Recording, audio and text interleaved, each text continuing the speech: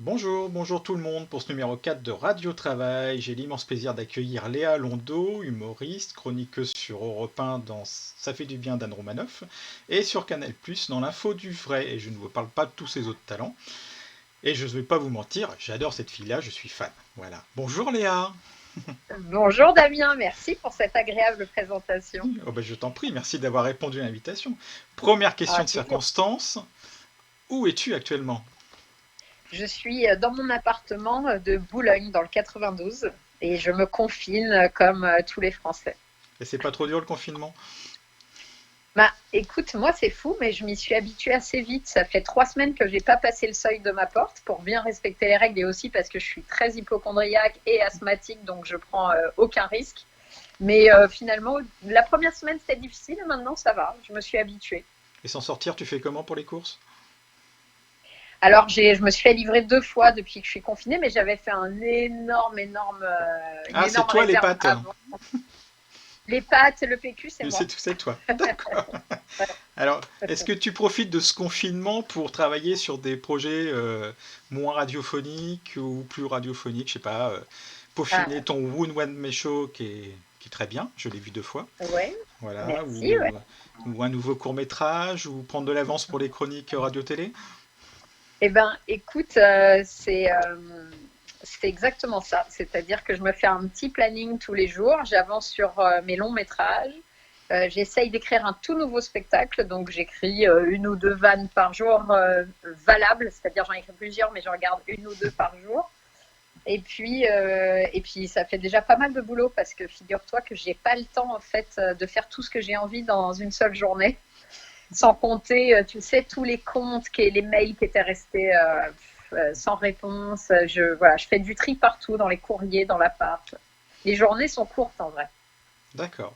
Et donc en plus, tu reprends Anne Roumanoff là, en Oui, chronique. là, hier, on a enregistré une émission qui sera diffusée demain midi.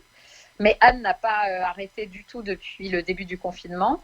Moi, j'avais pris un petit peu de recul pour me faire à la situation et puis pour bosser d'autres projets. Mais voilà, là, hier, j'ai repris un peu du service pour l'émission de demain. Ça, c'est très bien. Alors, pendant le Ouais, confinement, à défaut d'être à la télé et à la radio, tu es présente sur les réseaux sociaux, modestement, mais tu y es. Et très moi, modeste. tu fais tous les soirs à 20h des applaudissements depuis ton balcon pour les personnels soignants et les travailleurs du Covid, notamment les éboueurs de Boulogne qui sont applaudis régulièrement le soir à 20h. Ouais, Mais il y a un ouais. truc qui se passe juste après, je voudrais que tu racontes aux gens, parce que moi, je trouve ça mortel. Qu'est-ce qui se passe juste après les applaudissements? Ben, à force d'applaudir tous les soirs à 20h, on disait bonjour à nos voisins d'en face, de balcon du dessus, des fenêtres d'à côté. Et puis un jour, on s'est dit, mais comment vous vous appelez? Qu'on fasse connaissance, on va se voir tous les soirs parce on applaudissait vraiment toujours tous les soirs. Et voilà, on s'est échangé nos prénoms. Et puis ma voisine du dessus, qui est Flavie Flamand, a proposé un soir qu'on fasse un blind test de fenêtre à fenêtre interposée. Et ça fait peut-être maintenant 2 semaines et demie qu'on fait un blind test tous les soirs. Donc on change de DJ si tu veux. On fait découvrir 10 morceaux par soir et Flavie tient les comptes. Voilà. Donc, et on s'en sort pas mal. Hier, on a fait une spéciale générique télé. Ah, je suis très fort, dommage, j'habite trop Et, loin. et on se Hein. marre bien.